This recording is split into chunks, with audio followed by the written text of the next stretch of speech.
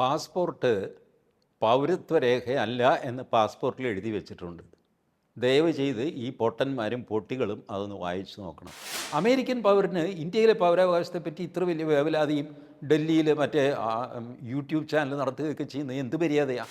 ഡീലിമിറ്റേഷനും ഒക്കെ കഴിഞ്ഞു കഴിഞ്ഞാൽ ഇപ്പോൾ ഈ സെൻസസ് വരുന്നുണ്ടല്ലോ, സെൻസസിലെ വിവരങ്ങളൊക്കെ കിട്ടിക്കഴിഞ്ഞാൽ അടുത്ത പടിയായിട്ട് പൗരത്വരേഖ ഉണ്ടാക്കാനുള്ള തയ്യാറെടുപ്പ് തുടങ്ങി. കേരളത്തിലെ മാധ്യമങ്ങൾ വല്ലാതെ ഒരാളിനെ പൊക്കുകയാണെങ്കിൽ അയാൾ കള്ളനാണെന്ന് അപ്പം തന്നെ തീരുമാനിക്കുന്ന കൂട്ടത്തിലാണ് ഞാൻ. അപ്പോൾ പിന്നെ നമ്മുടെ പൗരത്വരേഖ എവിടെ അതിനെ ഉണ്ടാക്കി വരണം? അതിനാണ് NRCയും NPRും ആവശ്യപ്പെടുന്നത്. അതിന് അള്ളുവെച്ച പാർട്ടികൾ ഇപ്പോൾ പൗരത്വരേഖ എവിടെയും ചോദിക്കുന്നു.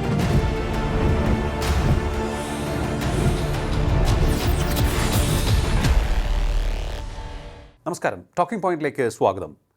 അർഹതപ്പെട്ട പൗരത്വം തെളിയിക്കുക എന്നുള്ളത് വളരെ വിഷമമുള്ള ഒരു കടമ്പയായി നമ്മുടെ ഇന്ത്യ മഹാരാജ്യത്ത് മാറിക്കൊണ്ടിരിക്കുകയാണോ എന്നുള്ളതാണ് പല കോണുകളിൽ നിന്നും ഇപ്പോഴുയരുന്ന ചോദ്യം. ഈ വിഷയം ഇപ്പോൾ വിവാദമാകാൻ കാരണം മുതിർന്ന മാധ്യമപ്രവർത്തകനായ R. രാജഗോപാലിൻ്റെ പാസ്പോർട്ട് പുതുക്കുന്നതിന് നേരിട്ട സാങ്കേതിക തടസ്സമാണ്. അദ്ദേഹത്തിന് പൗരത്വം നിഷേധിക്കുന്നു എന്ന റിപ്പോർട്ട് വലിയ പ്രാധാന്യത്തോടുകൂടി റിപ്പോർട്ട് ചെയ്യപ്പെട്ടു. വലിയ രീതിയിൽ ഈ വിഷയം ചർച്ചയാവുകയും ചെയ്തിരിക്കുകയാണ്. നമുക്ക് പരിശോധിക്കാം ഈ വിഷയത്തിൻ്റെ ഉള്ളുകള്ളികൾ. ഇന്ത്യയുടെ പൗരന്മാരെ കേന്ദ്ര സർക്കാർ ബോധപൂർവം പൗരത്വത്തിൽ നിന്നും ഒഴിവാക്കുകയാണോ? നമ്മോടൊപ്പം ചേരുന്ന ഈ വിഷയത്തിൽ പ്രതികരിക്കുവാനായി രാഷ്ട്രീയ നിരീക്ഷകൻ ശ്രീ TG മോഹൻദാസ്. നമസ്കാരം സർ, ടോക്കിംഗ് പോയിന്റിലേക്ക് സ്വാഗതം. നമസ്കാരം സർ, ഈ രാജഗോപാൽ വിഷയത്തിലൂടെ ഉയർന്നു വരുന്ന ഒരു പ്രധാനപ്പെട്ട ചോദ്യം അർഹതപ്പെട്ട പൗരത്വം തെളിയിക്കുക എന്നുള്ളത് ഒരു വലിയ കടമ്പയായി മാറിയിരിക്കുകയാണോ എന്നുള്ളതാണ്. എന്താണ് ഇക്കാര്യത്തിൽ അങ്ങയുടെ നിരീക്ഷണം? ആരാണ് ഈ തമ്പുരാൻ രാജഗോപാൽ? അയാൾക്കെന്താ കൊമ്പുണ്ടോ? ആരാണ് അയാൾ? അയാൾ ടെലഗ്രാഫിൽ കൺസൾട്ടിങ് എഡിറ്ററോ തേങ്ങാക്കൊലയോ മാങ്ങാത്തുലിയോ ആയിരുന്നു. അവരെടുത്ത് പുറത്ത് കളഞ്ഞു. അനാഥപ്രേതം പോലെ അയാൾ ഡൽഹിയിൽ കറങ്ങി പിന്നെ കേരളത്തിൽ വന്നിട്ട് തമ്പുരാൻ കളിക്കുന്നു. അയാൾക്ക് മാത്രമല്ല, എല്ലാവർക്കും ഉണ്ട് ഈ പ്രശ്നം. നമുക്ക് പൗരത്വ രേഖ ഇല്ല, അല്ലയോ? ആർക്കുമില്ല. എനിക്കും ലിയയ്ക്കുമില്ല, രാജഗോപാലിനും ഇല്ല. അയാൾ ഇന്ത്യൻ പൗരനാണോ എന്ന് ചോദിച്ചാൽ ആണ് എന്ന് തൻ്റെ ഇടമായിട്ട് അയാൾ പറയുക.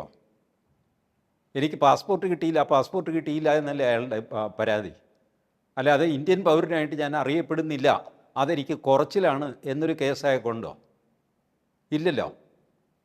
നമ്മളുടെ പൗരത്വം ഇത് സിറ്റിസൺഷിപ്പ് ആക്ട്, ആ ആക്ട് 1956 മറ്റോ ആണ്. എല്ലാവർക്കും പ്രിയങ്കരനായ ജവഹർലാൽ നെഹ്റു പാസ്സാക്കിയതാണ്.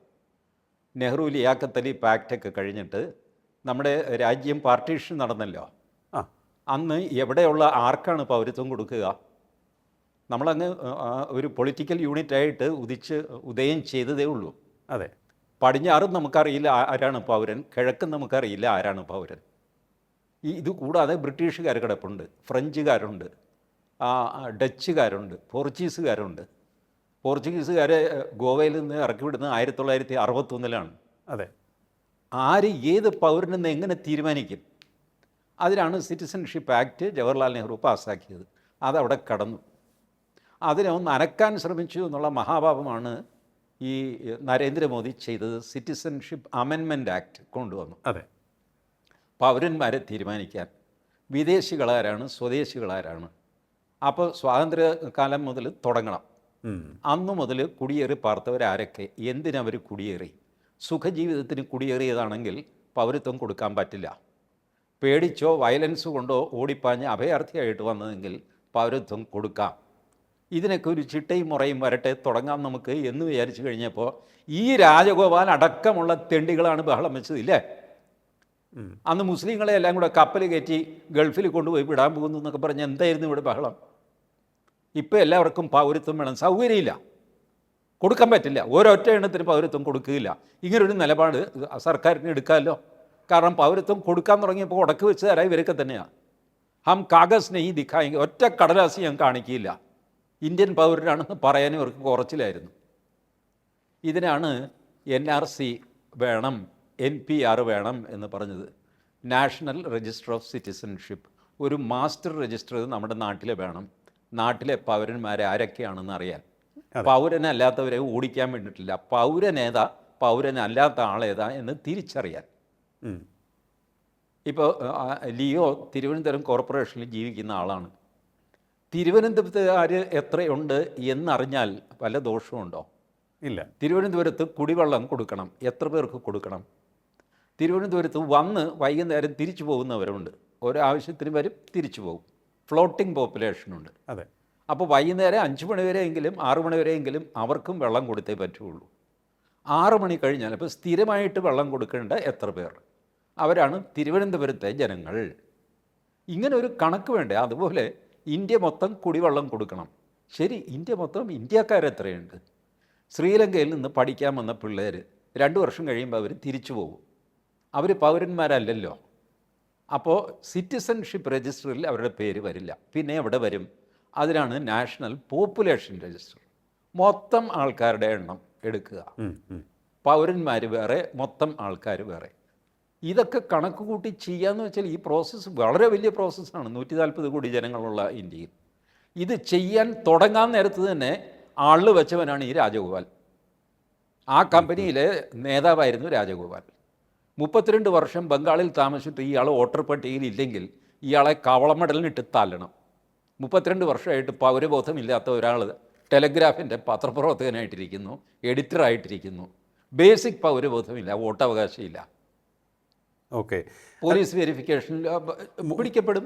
അദ്ദേഹം മുൻ തെരഞ്ഞെടുപ്പിൽ വോട്ട് ചെയ്തിട്ടുണ്ടെന്നാണ് പറയുന്നത്. ഇപ്പോൾ സംശയ പട്ടികയിൽ പെടുത്തിയത് കൊണ്ടാണ് ഈ കുറി വോട്ടർ പട്ടികയിൽ എങ്ങനെ ഇയാൾ സംശയ പട്ടികയിൽ പെട്ടു? ഞാനും ലിയോയും പെട്ടില്ലല്ലോ.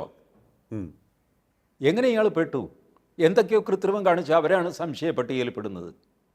എൻ്റെ വീട്ടിലും SIRനും BLO വന്നിരുന്നു, ഒരു പ്രയാസവും ഉണ്ടായില്ല. എൻ്റെ അച്ഛനും അമ്മയും മരിച്ചുപോയി എന്ന് ഞാൻ പറഞ്ഞു. ഇവർക്ക് അങ്ങനെയല്ല. ഇവർക്ക് വേറെ അച്ഛനും അമ്മയും ഉണ്ടാകും കള്ള വോട്ട് ചെയ്യാനായിട്ട്.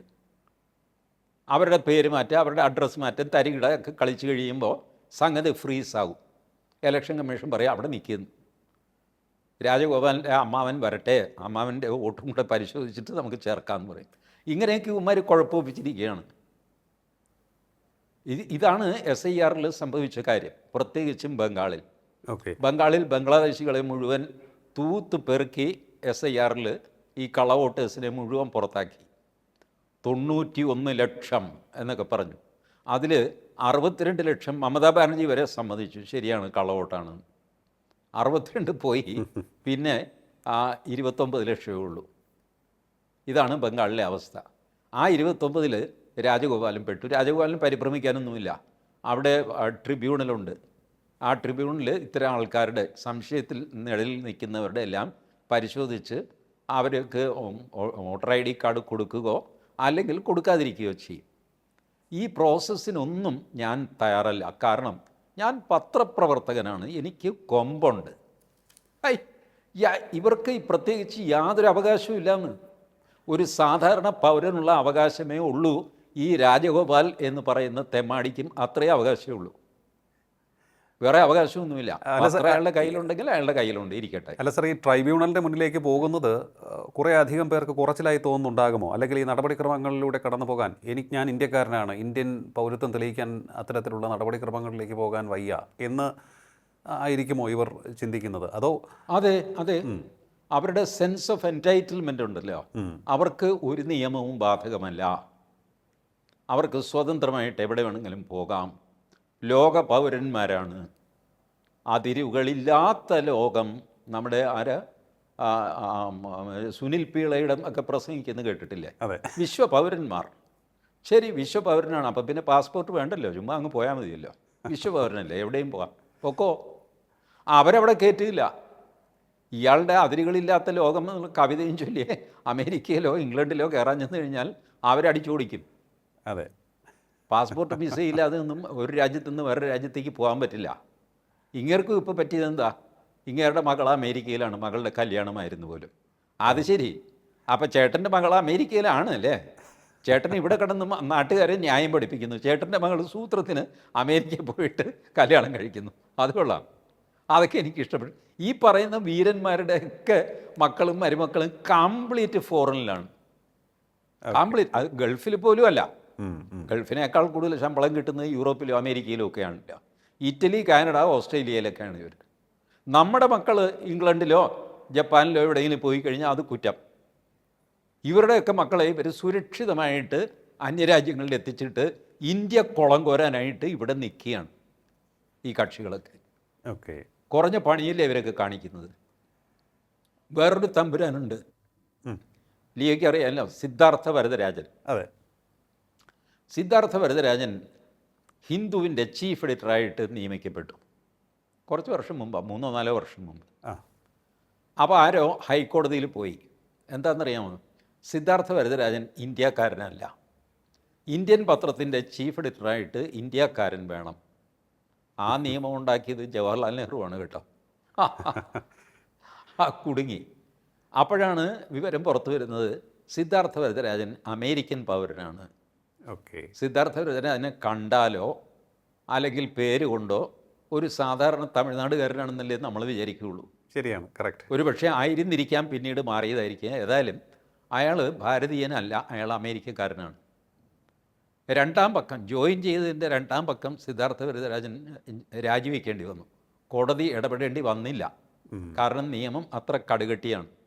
അത് മനസ്സിലാക്കിക്കൊണ്ട് മറ്റുള്ളവരും പറഞ്ഞു വരദരാജ രാജിവെച്ചോ എന്ന് പറഞ്ഞു. രാജിവെച്ചിട്ട് വരദരാജൻ ദ വയർ തുടങ്ങി. വയറുണ്ടെന്ന് വെച്ചാൽ നമ്മുടെ ഈ നെഞ്ചിന് താഴെയുള്ള അവയവമല്ല, ഇംഗ്ലീഷിലെ വയർ, WIRE വയർ. ഇതാണ് സിദ്ധാർത്ഥ വരദരാജൻ എന്ന കോമ്പൻ. അങ്ങേര് ഇവിടെ കിടന്ന് പൗരാവകാശത്തെ പറ്റി പ്രസംഗിക്കും. ഇവിടെ കിടന്ന് പ്രസംഗിക്കാൻ നിങ്ങൾക്ക് എന്താ അവകാശം? നിങ്ങൾ അമേരിക്കയിൽ പോയിട്ട് അവിടുത്തെ പൗരാവകാശം പറയുന്നേ. അമേരിക്കൻ പൗരന് ഇന്ത്യയിലെ പൗരാവകാശത്തെ പറ്റി ഇത്ര വലിയ വേവലാതിയും ഡൽഹിയിൽ മറ്റേ യൂട്യൂബ് ചാനൽ നടത്തുകയൊക്കെ ചെയ്യുന്നത് എന്ത് മര്യാദയാണ്? ഇത് തന്നെയാണ് എനിക്ക് രാജഗോപാലിനോടും ചോദിക്കാനുള്ളത്. രാജഗോപാലിൻ്റെ കയ്യിൽ വേറെ വല്ല പാസ്പോർട്ടും ഉണ്ടോ? ഞാൻ പറയുന്നത് ഇത് മാധ്യമങ്ങളെല്ലാം കൂടെ, മാധ്യമങ്ങളുടെ ഒരു തമ്പുരാനാണ് ഇങ്ങേര്. ഈ മാധ്യമങ്ങൾ, പ്രത്യേകിച്ചും കേരളത്തിലെ മാധ്യമങ്ങൾ, വല്ലാതെ ഒരാളിനെ പൊക്കുകയാണെങ്കിൽ അയാൾ കള്ളനാണെന്ന് അപ്പം തന്നെ തീരുമാനിക്കുന്ന കൂട്ടത്തിലാണ് ഞാൻ. എനിക്കറിയാം ഇവർ ഇത്തരം ക്രിമിനൽസിനെയാണ് പൊക്കിക്കൊണ്ട് നടക്കാറുള്ളത് എപ്പോഴും. സിദ്ധാർത്ഥ വരദരാജൻ ഇവർക്ക് പ്രിയപ്പെട്ട ആളാണ്, രാജഗോപാൽ ഇവർക്ക് പ്രിയപ്പെട്ട ആളാണ്. രാജഗോപാൽ കൽക്കട്ട വിട്ട് ഡൽഹിയിൽ പോയിട്ട് കുറേ കളിക്കാൻ നോക്കി. അവിടെ ഇതിലും വലിയ കോമ്പന്മാരുള്ള സ്ഥലമാണ് ഡൽഹി. അവിടെ പച്ച പിടിച്ചില്ല, അതുകൊണ്ട് കേരളത്തിൽ വന്നു. ഇങ്ങർക്ക് പാസ്പോർട്ട് കിട്ടിയില്ല എന്ന് പറഞ്ഞിട്ട് നമ്മുടെ ധന്യ രാജേന്ദ്രനാണ് ക്യാമ്പയിൻ തുടങ്ങിയത്. ഓക്കെ. അവർ തുടങ്ങിയ ക്യാമ്പയിനൊക്കെ ഞാൻ കണ്ടു. ഒരാഴ്ചയോളം അത് ക്ലച്ച് പിടിച്ചില്ല. പിന്നെ കയ്യോ കാലോ പിടിച്ച് ഇവിടെ മനോരമയിലും മാതൃഭൂമിയിലും ഏഷ്യാനെറ്റിലും അവിടെ ഇവിടെയൊക്കെ കാല് പിടിച്ച് കരഞ്ഞ് എൻ്റെ പൊന്ന് ചേച്ചി ചേട്ടാ ഇതൊന്ന് പൊക്കി തരണേ എന്ന് പറഞ്ഞിട്ട് പൊക്കി. ഇവർക്കും രാജഗോപാലിനോട് അത്ര വലിയ താല്പര്യമൊന്നും ഉണ്ടായിരുന്നില്ല. കാരണം രാജഗോപാൽ ഒരു അർബൻ, അങ്ങോട്ടും ഇങ്ങോട്ടും ഒക്കെ കുത്തു ഇയാൾ, ചിലപ്പോൾ സെൽഫ് ഗോൾ അടിക്കും, അങ്ങനത്തെ ക്യാരക്ടറാണ്. ഏതായാലും അവർ പൊക്കി വിട്ടു. പൊക്കി വിട്ട് കഴിഞ്ഞപ്പോൾ VD സതീശനാണെങ്കിൽ ഏകദേശം ഏഷ്യാനെറ്റിൻ്റെ നിയന്ത്രണത്തിലാണ്. അപ്പോൾ അങ്ങേര് ഒരു കത്തയച്ചു. ആർക്ക്? സുവേന്ദു അധികാരിക്ക്. അങ്ങേർക്ക് എന്താ പാസ്പോർട്ട് ഇക്കാര്യം, എന്തു ആയിക്കോട്ടെ. അങ്ങേര് നടപടിയെടുത്തു. പറഞ്ഞു, പോലീസിൽ വിളിച്ച് പറഞ്ഞു കാണും, എടോ കൊടുക്കുക, അയാൾക്കൊരു ക്ലിയറൻസ് കൊടുക്കുക, പോട്ടെ. കാരണം ഈ മൈനർ പ്രശ്നങ്ങളിലുണ്ടല്ലോ, പാസ്പോർട്ടിൽ പോലീസുകാർ വയ്ക്കുന്ന ഉടക്ക് പാസ്പോർട്ട് ഓഫീസർക്ക് തന്നെ ഓവർ റൂൾ ചെയ്യാൻ പറ്റും. അങ്ങനെയൊക്കെ ചില പരിമിതമായ അധികാരങ്ങളുണ്ട്. അതല്ലെങ്കിൽ പിന്നെ ഹൈക്കോടതിയിൽ പോകണം. ലിയോ ദേ കേരള ഹൈക്കോടതിയിൽ വാ, ഞാൻ കാണിച്ചു തരാം. എത്ര പരാതികളാണെന്നറിയാമോ ഓരോ ദിവസവും തീർപ്പാക്കുന്നത്. ഇനിഷ്യൽ തെറ്റി, പേര് തെറ്റി, അച്ഛൻ്റെ പേര് തെറ്റി, വീട്ടുപേര് തെറ്റി, പിന്നെ ഈ പറഞ്ഞ പോലെ മകൻ്റെ പേര് ചേർക്കാൻ മറന്നുപോയി, അതും കൂടെ ചേർത്ത് കിട്ടണം, അച്ഛൻ്റെ പേര് മാറ്റി കിട്ടണം, ഭർത്താവിൻ്റെ പേര് മാറ്റണം, വിവാഹമോചനം നടത്തി, ഇങ്ങനത്തെ ഒരുപാട് കുരുക്കുകൾ സാധാരണ മനുഷ്യന് സംഭവിക്കുന്ന കാര്യങ്ങൾ. അതെ. അപ്പോൾ ഇതെല്ലാം കുരുക്ക് തീർത്ത് കൊടുക്കുന്നത് ഹൈക്കോടതിയാണ്. കാരണം കേന്ദ്ര സർക്കാരിനോ കേരള സർക്കാരിനോ ഇത് അന്വേഷിച്ച് ഇതിനൊരു തീർപ്പുണ്ടാക്കാൻ പറ്റില്ല. ഫയലുകൾ അങ്ങോട്ടും ഇങ്ങോട്ടും തട്ടിക്കൊണ്ടിരിക്കും.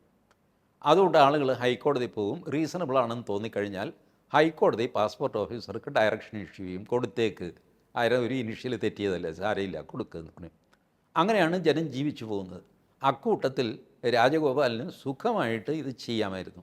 പക്ഷേ രാജഗോപാലിന് നിയമം ബാധകമല്ല എന്നാണ് അദ്ദേഹത്തിൻ്റെ വിചാരം. അദ്ദേഹത്തിൻ്റെ അല്ല, ഒരുപാട് മാധ്യമങ്ങളിലെ തമ്പുരാക്കന്മാരുടെയും തമ്പുരാട്ടിമാരുടെയും വിചാരം തങ്ങൾക്ക് യാതൊരു നിയമവും ബാധകമല്ല. അതുകൊണ്ടാണ് അവർ സെക്രട്ടേറിയറ്റിൽ ഞങ്ങളെ കയറ്റില്ല. എന്നെ കയറ്റാത്ത സെക്രട്ടേറിയറ്റിൽ അവരെയും കയറ്റില്ല. ഞാനൊരു സാധാരണ മനുഷ്യനാണ്, എനിക്ക് കയറി ചെല്ലാൻ അവകാശമുണ്ടോ? പാസ് വേണ്ടേ? അതിൻ്റെ വിസിറ്റേഴ്സ് ടൈം നോക്കണ്ടേ? അല്ല ചുമ്മാ അങ്ങോട്ട് കടപ്പുറത്ത് പോകുന്ന പോലെ സെക്രട്ടേറിയറ്റ് കയറി പോകാമോ? അതാണ് അവരുടെ ആവശ്യം. മോഹൻദാസിനെ പോലെയുള്ള സാധാ തല്ലിപ്പൊളികളെ ഒന്നും കയറ്റരുത്, ഞങ്ങൾക്ക് എപ്പോൾ വേണമെങ്കിലും കയറാൻ അവകാശം വേണം. അങ്ങനെ കിട്ടിയില്ലേ? നിങ്ങൾക്ക് ഭരണഘടനാപരമായിട്ട് സാധാരണ മനുഷ്യനുള്ള അവകാശങ്ങളെ മാധ്യമങ്ങൾക്കും ഉള്ളൂ, മാധ്യമപ്രവർത്തകർക്കും ഉള്ളൂ. ഇത് എത്ര കാലമായി എന്നെ പോലുള്ളവർ പറഞ്ഞുകൊണ്ട് നടക്കുന്നു. ഇപ്പോഴും അവർക്ക് അവരുടെ സെൻസ് ഓഫ് എൻറ്റൈറ്റിൽമെൻറ്റ് അത് മാറുന്നില്ല. ഓക്കെ. കാരണം അവർ വിചാരിച്ചാൽ രാഷ്ട്രീയക്കാരെ വിരട്ടാൻ പറ്റും, രാഷ്ട്രീയക്കാരെ പറ്റി കള്ളവാർത്ത കൊടുക്കാൻ പറ്റും, ഒരു രാഷ്ട്രീയക്കാരനെ നന്നാക്കാനും ചീത്തയാക്കാനും മാധ്യമങ്ങൾ വിചാരിച്ചാൽ പറ്റും. അതുകൊണ്ട് രാഷ്ട്രീയക്കാർ അവരെ കുമ്പിടും. എനിക്കിതിൻ്റെ ആവശ്യമില്ല, അതുകൊണ്ട് ഞാനിവരെ കുമ്പിടാറുമില്ല. സർ, മറ്റൊരു വിഷയം ഇതിൻ്റെ ഒപ്പം ഉയർന്നു വന്നത് ഈ പാസ്പോർട്ട് ഉണ്ടായിരുന്നു, അത് പുതുക്കാൻ സാധിക്കുന്നില്ല. അപ്പോൾ നേരത്തെ ഉണ്ടായിരുന്ന പാസ്പോർട്ട് ഒരു തെളിവല്ലേ, അത് പൗരത്വത്തിൻ്റെ ഒരു രേഖയല്ലേ എന്ന ചോദ്യമാണ് ഉയർന്നത്. യഥാർത്ഥത്തിൽ 1967 പാസ്പോർട്ട് ആക്ട് പ്രകാരം അന്ന് തന്നെ പറഞ്ഞിട്ടുള്ളതാണ്, പാസ്പോർട്ട് ഒരു പൗരത്വ രേഖയായി കാണേണ്ടതില്ല എന്നാണ് ആ ആക്ട് പറയുന്നത്. അപ്പോൾ ഇപ്പോൾ കൊണ്ടുവന്നതല്ല. പക്ഷേ ഈ വാർത്തകളൊക്കെ റിപ്പോർട്ട് ചെയ്യുമ്പോൾ ഇത് നിലവിൽ ഇത്തരത്തിലൊരു സംവിധാനം കൊണ്ടുവന്നു എന്ന തരത്തിലേക്ക് തെറ്റിദ്ധരിപ്പിക്കുന്ന തരത്തിൽ വാർത്ത റിപ്പോർട്ട് ചെയ്യുന്നു എന്ന് കാണേണ്ടി വരും അല്ലേ? പാസ്പോർട്ട് പൗരത്വരേഖയല്ല എന്ന് പാസ്പോർട്ടിൽ എഴുതി വെച്ചിട്ടുണ്ട്. ദയവ് ചെയ്ത് ഈ പൊട്ടന്മാരും പൊട്ടികളും അതൊന്ന് വായിച്ചു നോക്കണം. ഞാൻ പറഞ്ഞില്ലേ, ഫോർ ഹിസ്റ്റോറിക്കൽ റീസൺസ് നമുക്ക് പൗരത്വരേഖ ഉണ്ടാക്കാൻ പറ്റിയില്ല. അതവിടെ കടന്നുപോയി, പിന്നെ ആരും ശ്രദ്ധിച്ചില്ല. ഓരോ ആവശ്യത്തിന് നമ്മൾ ID കാർഡ് ഉണ്ടാക്കി. അതെ. അപ്പോൾ സഞ്ചരിക്കാനൊരു രേഖ വേണ്ടേ? പാസ്പോർട്ട് ഉണ്ടാക്കി, അതിലെഴുതി വെച്ചു പൗരത്വരേഖയല്ല, പക്ഷേ യാത്ര ചെയ്യാൻ ഇത് ഉപയോഗിക്കാം എന്ന് പറഞ്ഞ് എഴുതി വെച്ചു. മറ്റ് രാജ്യങ്ങളെ സംബന്ധിച്ചിടത്തോളം ശരി, ഇന്ത്യയിൽ നിന്ന് കിട്ടിയ ഒരു സാധനമാണല്ലോ, പാസ്പോർട്ട് എന്നാണല്ലോ പേര്, അതുകൊണ്ട് അവരും അത് അക്സെപ്റ്റ് ചെയ്തു. ഈ വരുന്ന ആൾ ഈ ഇന്ത്യക്കാരനല്ലെങ്കിൽ പോലും അവർക്ക് വിരോധമൊന്നുമില്ല. കാരണം ഇന്ത്യൻ പാസ്പോർട്ട് കയ്യിലുണ്ട്. പാസ്പോർട്ട് വെരിഫൈ ചെയ്യൽ അവരുടെ ജോലിയല്ലല്ലോ. പാസ്പോർട്ട് ഉണ്ടോ ഇല്ലെന്നേ അവർ നോക്കുകയുള്ളൂ. ഇതാണ് സംഭവിച്ചത്. അത് കഴിഞ്ഞിട്ട് നമ്മൾ റേഷനിങ് സിസ്റ്റം തുടങ്ങി. ആളുകൾക്ക് അരിയും ഗോതമ്പും ഒക്കെ കൊടുക്കാൻ തുടങ്ങി. അപ്പോൾ അത് വാങ്ങാനും അത് പതിക്കാനും ഇത്ര യൂണിറ്റ് കൊടുത്തു എന്നൊക്കെ പറഞ്ഞ് എഴുതി വയ്ക്കാൻ ഒരു സാധനം വേണ്ടേ? അതെ.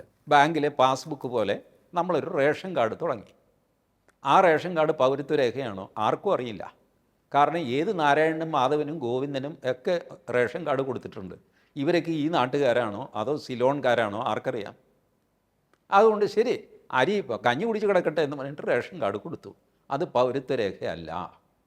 അത് കഴിഞ്ഞിട്ട് TN ശേഷൻ ഭരണത്തിൽ വന്നു കഴിഞ്ഞപ്പോൾ, ഇലക്ഷൻ കമ്മീഷനായിട്ട് വന്നു കഴിഞ്ഞപ്പോഴാണ് ഇലക്ഷൻ ID കാർഡ് വരുന്നത്. അത് ഇലക്ഷന് വേണ്ടി മാത്രം. വോട്ട് ചെയ്യുന്ന കൊഞ്ഞണ്ണി ഇയാൾ തന്നെ ആണെന്ന് തിരിച്ചറിയണ്ടേ? നാരായണന് പകരം മാധവനാണ് വരുന്നതെങ്കിലോ എന്നൊക്കെ പറഞ്ഞു. ഓ ശരിയാണല്ലോ. അങ്ങനെ ഫോട്ടോ പതിച്ച ഇലക്ഷൻ ID കാർഡ് വന്നു. അതും പൗരത്വരേഖയല്ല. അത് കഴിഞ്ഞിട്ട് വിവിധ സർവീസസിന് വേണ്ടി ഉപയോഗിക്കാൻ, ബാങ്കിങ്ങിന് അത് ഇതൊക്കെ ഉപയോഗിക്കാൻ എന്ന് പറഞ്ഞിട്ട് ആധാർ കാർഡ് ഉണ്ടാക്കി. ആധാർ കാർഡ് പ്രത്യേകിച്ച് ടെൻഡറോ സംഗതിയോ ഒന്നുമില്ലാതെ ഇവരുടെ വലിയ ഇൻഫോസിസ് കമ്പനിയോ ആരോ നന്ദൻ നീലക്കേനിയൊക്കെ കൂടിയാണ് ആധാർ കാർഡ് ഉണ്ടാക്കിയത്. അതിന് വലിയ ഒരു സെക്യൂരിറ്റി ഒന്നും ഉണ്ടായില്ല. അതുകൊണ്ടാണ് അതിൻ്റെ ഡ്യൂപ്ലിക്കേറ്റ് ആധാർ കാർഡുകൾ ഉണ്ടാക്കപ്പെടുന്നത്. ഏതായാലും അതൊരു ആവശ്യത്തിനുള്ള കാർഡായിട്ട് മാറി. ഇതാണ് നമ്മളുടെ ചരിത്രം. ഇതൊന്നും പൗരത്വരേഖയല്ല. അപ്പോൾ പിന്നെ നമ്മുടെ പൗരത്വരേഖ എവിടെ? അതിനെ ഉണ്ടാക്കി വരണം. അതിനാണ് NRCയും NPRും ആവശ്യപ്പെടുന്നത്. അതിന് അള്ളുവെച്ച പാർട്ടികൾ ഇപ്പോൾ പൗരത്വരേഖ എവിടെയും ചോദിക്കുന്നു. അവർക്കിപ്പോൾ ആവശ്യം എന്താണെന്നറിയാമോ? അവരുടെ കയ്യിലൊരു കാർഡുണ്ട്, അത് പൗരത്വരേഖയായിട്ട് അംഗീകരിക്കണം. അവരുടെ കയ്യിൽ റേഷൻ കാർഡാണെങ്കിൽ അത് പൗരത്വരേഖ. അതല്ല, അടുത്ത സ്കൂളിലെ ഹെഡ് മാസ്റ്ററുടെ സർട്ടിഫിക്കറ്റ് ആണെങ്കിൽ അത് പൗരത്വരേഖ. അതല്ല, അവർ കൊടുത്ത കമ്പനി ഐഡൻറ്റിറ്റി കാർഡുണ്ടല്ലോ, അയാൾ ടെലഗ്രാഫിൽ വർക്ക് ചെയ്യുന്നു, ടെലഗ്രാഫിലെ ചീഫ് എഡിറ്റർ എന്ന് പറഞ്ഞിട്ട് കമ്പനി ഒരു ID കാർഡ് കൊടുക്കും. അതാണ് ഈ പട്ടിയുടെ കഴുത്തിൽ ഇടുന്ന് പട്ടയൊക്കെ ഇട്ട് തൂക്കി നടക്കുന്നത്. ആ സാധനം പൗരത്വരേഖയായിട്ട് ഞാൻ എന്ത് തരുന്നോ അത് രേഖയായിട്ട് അംഗീകരിക്കും. അതിൻ്റെ അടുത്ത പടിയാണ് രേഖയേ ഇല്ലാതെ എന്നെ അംഗീകരിക്കണം. ഇതിനായിരുന്നു ബഹളം. കാഗസ് നെയ് ദിഖായെങ്കിൽ, ഒറ്റ കടലാസ് കാണിക്കില്ല. എന്നോടൊരു കേന്ദ്ര സർക്കാരിൽ നിന്ന് പെൻഷൻ പറ്റുന്ന ആൾ പറഞ്ഞു, ഒരു കടലാസും ഞങ്ങൾ കാണിക്കില്ല. പുള്ളി ഭയങ്കര ഇടതുപക്ഷമാണ് കേട്ടോ. ഒരു കടലാസും കാണിക്കില്ല, ഒരു പൗരത്വരേഖയും കാണിക്കില്ല. പോടാ, ഞാൻ ഈ നാട്ടുകാരനാണെന്ന് എനിക്കറിയാം, നാട്ടുകാർക്കറിയാം. നരേന്ദ്രമോദി ആരാണ്? ഞാൻ പറഞ്ഞു, അപ്പോഴേ ചേട്ടന് അടുത്ത 1-ാം തീയതി ഈ കാർഡുമൊക്കെ ആയിട്ട് ഓടിപ്പോകുന്നത് ഞാൻ കാണിച്ചു തരാം. അതെന്ത് പെൻഷൻ നിർത്തിവെക്കും? അപ്പോഴോ, അയ്യോ പെൻഷൻ നിർത്തിവെക്കുമോ? ഞാൻ പറഞ്ഞതെ കടലാസ് കാണിച്ചില്ലെങ്കിൽ പെൻഷൻ തരില്ല എന്ന് പറയും. അപ്പോൾ എന്ത് ചെയ്യും? ഇത്രയേ ഉള്ളൂ. അതെ. കടലാസ് ഇല്ലാതെ പെൻഷൻ തരില്ല എന്ന് പറഞ്ഞാൽ ഈ പറഞ്ഞ കേന്ദ്ര സർക്കാർ, കേരള സർക്കാർ പെൻഷൻകാരും ജീവനക്കാരും ഒക്കെ ഓടിപ്പോയിട്ട് അവർ ID കാർഡ് എടുക്കും. എന്നിട്ട് ഇതുപോലെ നാട്ടിൽ പാവപ്പെട്ട നമ്മളെപ്പോലെ ആരെങ്കിലും അത് ഹരാസ് ചെയ്യപ്പെടട്ടെ എന്ന് വിചാരിക്കും. ഇവർ രാജഗോപാലിനെ പോലെ കേരളത്തിൽ വർഷങ്ങളായിട്ട് പാസ്പോർട്ട് കിട്ടാതെ സാങ്കേതിക തടസ്സങ്ങൾ പറഞ്ഞ് പിടിച്ചു വെച്ച എത്ര കേസുകളുണ്ടെന്നറിയാമോ? ഇവർക്ക് ആ കേസുകൾ കൊണ്ടുവരാൻ പറ്റുമോ? ഇല്ല. അവരോടൊന്നും ഇവർക്കൊരു താല്പര്യവുമില്ല. ഇനി നേരത്തെയുള്ള പാസ്പോർട്ട് രേഖയൊക്കെയാണ്, പക്ഷേ രണ്ടാമത് പോലീസ് വെരിഫിക്കേഷൻ നടത്തണം. എനിക്കുണ്ടായിരുന്നു പണ്ടൊരു പാസ്പോർട്ട്. അത് 10 വർഷമോ 5 വർഷമോ മറ്റോ കഴിഞ്ഞപ്പോൾ എക്സ്പയറായി. ഞാൻ ഫോറിലും പോയില്ല, ഒന്നും ചെയ്തില്ല, അത് പുതുക്കാനും പോയില്ല, ഒന്നും ചെയ്തില്ല, അതങ്ങനെയും കടന്നു. കുറേ കാലം കഴിഞ്ഞപ്പോൾ വീണ്ടും എനിക്ക് പാസ്പോർട്ട്, ഈ പൗരത്വം സംഗതിയൊക്കെ വന്നു കഴിഞ്ഞപ്പോൾ എല്ലാവരും എന്നോട് പറഞ്ഞു, ആ ചേട്ടാ ഒരെണ്ണം എടുത്തു വെച്ചോ, പാസ്പോർട്ട് ചിലപ്പോൾ വേണ്ടി വരും. എന്നാൽ പിന്നെ ശരി എന്ന് വിചാരിച്ചു. പാസ്പോർട്ട് എടുക്കാൻ ഇപ്പോൾ വലിയ പ്രയാസമൊന്നുമില്ലല്ലോ. അതെ. പാസ്പോർട്ട് എടുക്കാൻ അപേക്ഷിച്ചു. അല്ലേ, പോലീസ് വെരിഫിക്കേഷനിൽ കുടുങ്ങി. അതെന്താണെന്ന് വെച്ച് കഴിഞ്ഞാൽ നമ്മുടെ സഖാവ് പിണറായി വിജയൻ എനിക്കെതിരെ പണ്ടൊരു FIR ഇട്ട് വെച്ചിട്ടുണ്ട്. അത് എനിക്കും പുള്ളിക്കും മാത്രം അറിയാവുന്നൊരു രഹസ്യമാണ്. അതെന്താണ് സാർ? എന്നെ വരട്ടാനായിട്ട് ഒരു സോഷ്യൽ മീഡിയയിൽ ഒരു പോസ്റ്റ് ഇട്ടതിനാണ്. ഓഹോ. അത് FIR എടുത്തു. FIR ഇട്ട് എന്നെ ചോദ്യം ചെയ്യാൻ വിളിപ്പിച്ചു സ്റ്റേഷനിൽ. ഞാൻ പോയി സ്റ്റേഷനിൽ മൊഴിയൊക്കെ കൊടുത്തു. ഞാൻ പറഞ്ഞു ഞാൻ തന്നെ എഴുതിയതാണ്. അപ്പോൾ ഒരു പോലീസുകാരൻ പറഞ്ഞു, അതങ്ങ് ഡിലീറ്റ് ചെയ്യ്, കേസ് തീർന്നില്ലേ? ഞാൻ പറഞ്ഞു ഞാൻ ഡിലീറ്റ് ഒന്നും ചെയ്യണില്ല, നിങ്ങൾ കേസുമായിട്ട് മുന്നോട്ട് പോയിക്കോന്ന്. ഒരു കേസും ഒന്നുമില്ല എന്ന് എനിക്കറിയാം. അപ്പോൾ അവർ പറഞ്ഞു മുൻകൂർ ജാമ്യം എടുത്തു. ഞാൻ പറഞ്ഞു ഞാൻ മുൻകൂർ ജാമ്യം എടുക്കുന്നില്ലപ്പാ, നിങ്ങളെന്നെ അറസ്റ്റ് ചെയ്യുന്നു. അപ്പോൾ പോലീസുകാരുടെ അസസ്മെൻറ്റ്, അറസ്റ്റ് ചെയ്താൽ ഈ കളവൻ തലയിലാകും, അതുകൊണ്ട് അറസ്റ്റ് ചെയ്യണ്ട. അങ്ങനെ അത് കടന്നു. ഇത് 2016-ലോ 2017-ലോ മറ്റോ ആണ്. അത് ഞാൻ പോലും മറന്നുപോയി. പക്ഷേ പോലീസുകാർക്ക് ഇത് മറക്കാൻ പറ്റില്ലല്ലോ. പാസ്പോർട്ട് കൊടുക്കണമെന്ന് പറഞ്ഞപ്പോൾ അവരുടെ റെക്കോർഡിൽ അവരെന്നെ വിളിച്ച് പറഞ്ഞു, അതേ ഇങ്ങനൊരു FIR കിടപ്പുണ്ട്, അതും കൂടെ ചേർത്താണ് ഞങ്ങൾ റിപ്പോർട്ട് കൊടുക്കാൻ പോകുന്നത്. ഞാൻ പറഞ്ഞു ഓ കൊടുത്തു. ഞാൻ പോയി പാസ്പോർട്ട് ഓഫീസറെ കണ്ടു. അപ്പോൾ പാസ്പോർട്ട് ഓഫീസർക്ക് ഇതുപോലത്തെ കാര്യങ്ങൾ ഓവർ റൂൾ ചെയ്യുക അദ്ദേഹത്തിൻ്റെ പവറിനുള്ളിലാണ്. അദ്ദേഹം FIR-ൻ്റെ കോപ്പിയൊക്കെ എടുത്ത് നോക്കി, സോഷ്യൽ മീഡിയ പോസ്റ്റിൽ ചെറിയൊരു കേസല്ലേ, അത് വലിയ കാര്യമില്ല, ഞാൻ ഓവർ റൂൾ ചെയ്തേക്കാമെന്ന് പറഞ്ഞു. ഓവർ റൂൾ ചെയ്താണ് എനിക്ക് പാസ്പോർട്ട് കിട്ടിയത്. ഇത് ഞാൻ പാസ്പോർട്ട് ഓഫീസറെ കാണില്ല എന്ന് ഞാൻ തീരുമാനിച്ചാൽ എങ്ങനെ ഇരിക്കും? എനിക്ക് പാസ്പോർട്ട് കിട്ടില്ല. ഇതൊക്കെയാണ് രാജഗോപാലിന് സംഭവിച്ചത്. ഞാൻ ചെറിയ മനുഷ്യനായതുകൊണ്ട് പാസ്പോർട്ട് ഓഫീസിൽ പോയിട്ട് ഓഫീസറെ കണ്ട് ഇന്നതാണ് സംഭവം എന്ന് പറഞ്ഞ് ബോധ്യപ്പെടുത്തി അങ്ങനെ അത് ചെയ്തു തന്നു. ഇത് ചെയ്യാൻ രാജഗോപാലിൻ്റെ ധാർഷ്ട്യം ഇയാളെ അനുവദിക്കുന്നില്ല, അതാണ് പ്രശ്നം. ഒരു റൂളുണ്ടെന്നും അത് ഓവർ റൂൾ ചെയ്യാൻ അധികാരിയുണ്ടെന്നും അയാളെ പോയി കണ്ട് നമ്മൾ ബോധ്യപ്പെടുത്തണമെന്നും ഇതൊക്കെ ഒരു പൗരൻ്റെ ഡ്യൂട്ടിയിൽപ്പെട്ടതാണെന്നും ഒക്കെ നമ്മളെല്ലാം സമ്മതിക്കും. പക്ഷേ രാജഗോപാലിനെ പോലുള്ളവർ സമ്മതിക്കില്ല. അവർ തമ്പുരാക്കന്മാരാണ്. ഈ പാസ്പോർട്ട് എല്ലാം റെഡിയാക്കിയിട്ട് എൻ്റെ കാൽക്കൽ കൊണ്ടുവന്ന് വെറ്റിലെ പാക്ക് ദക്ഷിണ വെച്ച് തൊഴുതിട്ട് പാസ്പോർട്ട് ഓഫീസർ പോകണം. ഇതാണ് രാജഗോപാലിൻ്റെ ആവശ്യം. അതൊരു പക്ഷേ ഭരിക്കുന്ന ആളുകൾ ചെയ്തു എന്ന് വരും പത്രങ്ങളെ ഭയന്നിട്ട്. എനിക്കതിനോട് യോജിപ്പൊന്നുമില്ല, അങ്ങനെയൊന്നും ചെയ്യാൻ പാടില്ല. എന്തായാലും ഈ ചർച്ചയിൽ ഉരുത്തിരിഞ്ഞു വരുന്ന വിഷയങ്ങളിലേക്ക് നമ്മൾ നോക്കുകയാണെന്നുണ്ടെങ്കിൽ പൗരത്വരേഖ അനിവാര്യമാണ്. അത് എത്രയും വേഗം ഉണ്ടാകണമെന്ന് പറയുന്നവർ നിരവധിയാണ്. അങ്ങേക്ക് എന്താണ് തോന്നുന്നത്? ഇത് എത്ര വേഗത്തിൽ നമുക്ക് നടപ്പിലാക്കിയെടുക്കാൻ സാധിക്കുന്ന ഒരു കാര്യമാണ് ഇപ്പോൾ? എത്രയും വേഗം വേണ്ടത് തന്നെയാണ്. അതിപ്പോൾ ഒരിക്കൽ കൈകൊള്ളിയ കേന്ദ്ര സർക്കാർ അത് ഭരണത്ത് വെച്ചിരിക്കുകയാണ് തൽക്കാലം. CAA ചട്ടങ്ങളുണ്ടാക്കി അത് കുറേശ്ശെയായിട്ട് നടപ്പിലാകുന്നുണ്ട്. പക്ഷേ ഭാരതം മൊത്തം ഒരു പൗരത്വത്തിൻ്റെ ഈ NCR NPR ഉണ്ടാക്കാനുള്ള നീക്കങ്ങൾ ഇതുവരെ തുടങ്ങിയിട്ടില്ല. ഞാൻ വിചാരിക്കുന്നത് ഈ ഡീലിമിറ്റേഷനും ഒക്കെ കഴിഞ്ഞു കഴിഞ്ഞാൽ ഇപ്പോൾ ഈ സെൻസസ് വരുന്നുണ്ടല്ലോ, സെൻസസിലെ വിവരങ്ങളും ഒക്കെ കിട്ടിക്കഴിഞ്ഞാൽ അടുത്ത പടിയായിട്ട് പൗരത്വരേഖ ഉണ്ടാക്കാനുള്ള തയ്യാറെടുപ്പ് തുടങ്ങുമെന്നാണ് എൻ്റെ പ്രതീക്ഷ. ആരുടെയും പൗരത്വം ഈ രാജ്യത്ത് നിഷേധിക്കുന്നില്ല എന്ന് വ്യക്തമായി പറയുകയാണ് ടി ജി മോഹൻദാസ് ഈ ചർച്ചയിലൂടെ ചെയ്തിരിക്കുന്നത്. ഒപ്പം തന്നെ രാജഗോപാൽ വിഷയം അർഹിച്ചതിലും കൂടുതൽ പ്രാധാന്യം നൽകി റിപ്പോർട്ട് ചെയ്യുന്നു. ഒപ്പം തന്നെ അനാവശ്യമായി വിവാദമാക്കുവാൻ ശ്രമിക്കുന്നു, കേന്ദ്രത്തെ വെറുതെ ആക്രമിക്കാൻ ശ്രമിക്കുന്നു, യാതൊരു കാരണവുമില്ലാതെ. ഇതിന് പിന്നിൽ ഒട്ടേറെ സാങ്കേതികമായിട്ടുള്ള വിഷയങ്ങളാണ്. ആ വിഷയങ്ങളിലൂടെ നമ്മൾ കടന്നു പോവുകയാണ് എന്നുണ്ടെങ്കിൽ ഇത്തരത്തിലുള്ള പ്രശ്നങ്ങളൊക്കെ തന്നെ സോൾവ് ചെയ്ത് മുന്നോട്ട് പോകാൻ സാധിക്കും. അത് പാസ്പോർട്ട് പുതുക്കലാണെങ്കിൽ തന്നെയും മറ്റേതൊരു രേഖയുമായി ബന്ധപ്പെട്ടുള്ള നടപടിക്രമങ്ങൾ ആണെങ്കിൽ തന്നെയും അത് ഏറെ നാളായി പിന്തുടർന്നു വരുന്ന ഓരോ ചിട്ടവട്ടങ്ങളുണ്ട്. അതിലൂടെ തന്നെ നമ്മൾ കടന്നുപോയി കഴിയേണ്ടതുണ്ട്. ഇല്ല എന്നുണ്ടെങ്കിൽ നമുക്ക് ആ രേഖകൾ കിട്ടില്ല. രേഖകൾ സമർപ്പിക്കണം, പാസ്പോർട്ട് ഓഫീസറെ കാണണമെന്നുണ്ടെങ്കിൽ അത് ചെയ്തേ തീരൂ. അല്ലാതെ മറ്റ് വാദപ്രതിവാദങ്ങൾക്ക് നിൽക്കേണ്ട കാര്യം അല്ല അത് എന്നുള്ളത് തന്നെയാണ് പറഞ്ഞിരിക്കുന്നത്. ഒപ്പം തന്നെ പൗരത്വ രേഖ എത്രയും വേഗം ലഭിക്കേണ്ട ഒന്ന് തന്നെയാണെന്നും പറയുന്നു. പൗരത്വ രേഖയെ മുൻപ് എതിർത്തവരും വിമർശിച്ചവരുമൊക്കെ തന്നെ ഇപ്പോൾ അതിനുവേണ്ടി ശബ്ദമുയർത്തുന്ന സാഹചര്യത്തിലേക്ക് കാര്യങ്ങൾ പോവുകയാണെന്നും അദ്ദേഹം ചൂണ്ടിക്കാണിക്കുകയാണ്. ഇത്രയും സമയം ടോക്കിംഗ് പോയിന്റുമായി സംസാരിച്ചതിന് വളരെയധികം നന്ദി sir. Thank you. Talking point ഈ അധ്യായം ഇവിടെ പൂർണ്ണമാകുന്നു. ഇനി അടുത്ത എപ്പിസോഡിൽ കാണാം നമുക്ക്. നമസ്കാരം.